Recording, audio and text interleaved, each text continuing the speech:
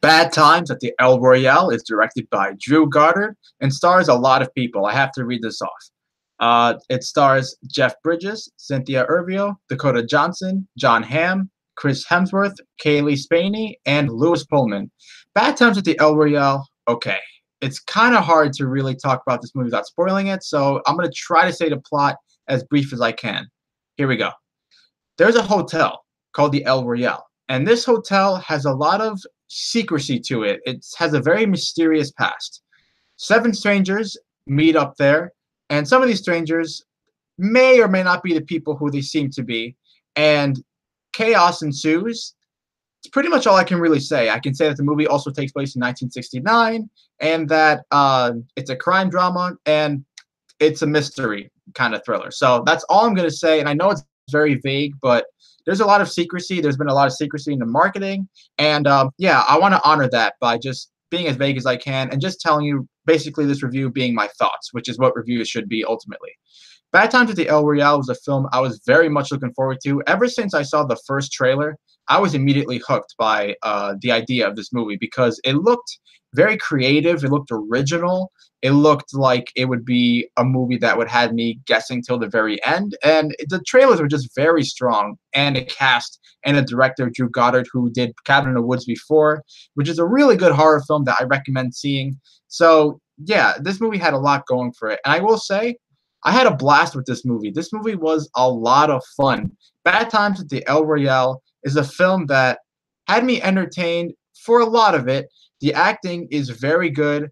It did have me guessing. There's some twists and turns that some are predictable, some are surprising, and ultimately it's just a lot of fun. So let's get right into it.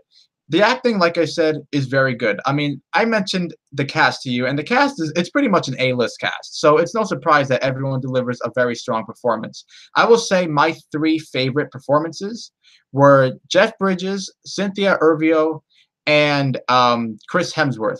Chris Hemsworth is not in the film that much. He plays the villain, and he plays this cult leader type of character, and he does a very good job. I will say, even though he's not in the movie that much, each scene he's in, he steals it. Like he's having a blast with the role. Cynthia Erivo, who this is the first time I'm seeing her in a movie.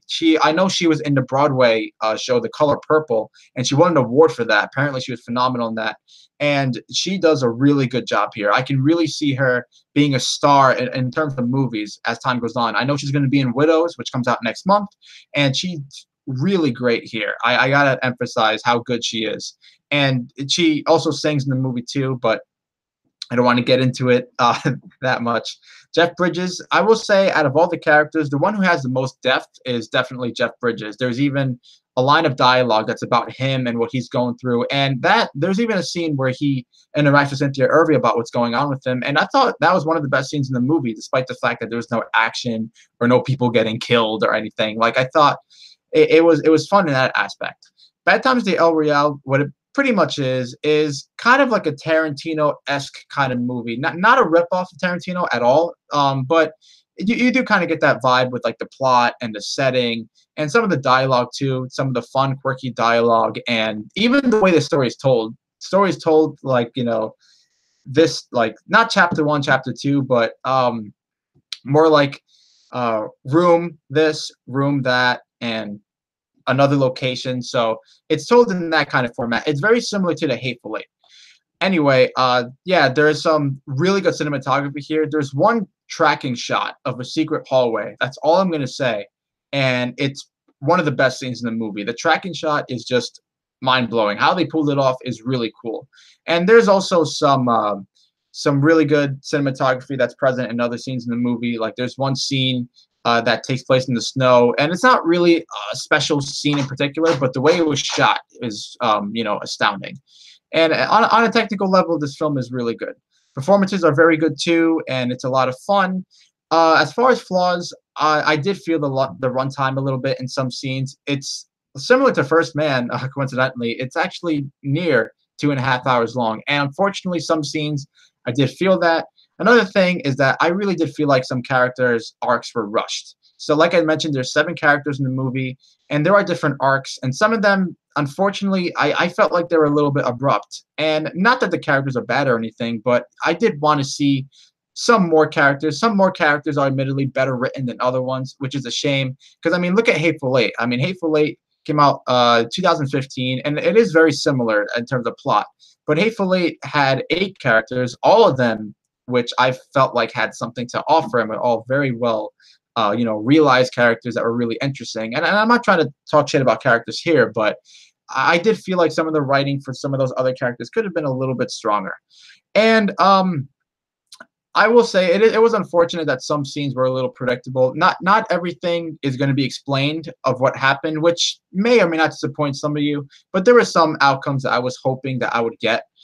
Again, it's just hard to talk about this movie without spoiling anything. But here's what I will say: I had a lot of fun with this movie. It was one of my most anticipated movies of the year, and I will say I was not disappointed with it. I was hoping to like it just a little bit more. That being said, I did enjoy it quite a bit, so I'm going to give it a B plus. It's a good movie.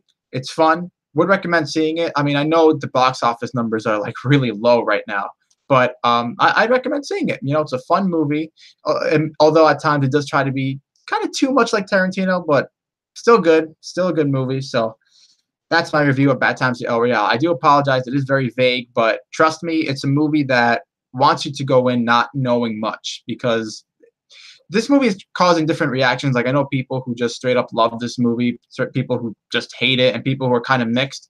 I'm not in either of those three. I'm like more than mixed, but not quite at the love level. So yeah, B plus is what I would give it. All right, guys, that's my review of Bad Times at the El Royale. I hope you guys enjoyed it. Until next time, guys, I'll be reviewing, I believe, Halloween next. I believe it might be another movie, but in any case, you guys will see when my next upload is. I'll try to upload it by next weekend or perhaps sooner. We'll see. But thank you guys for watching. Hope you guys have a great day, and yeah, see you guys later. Goodbye.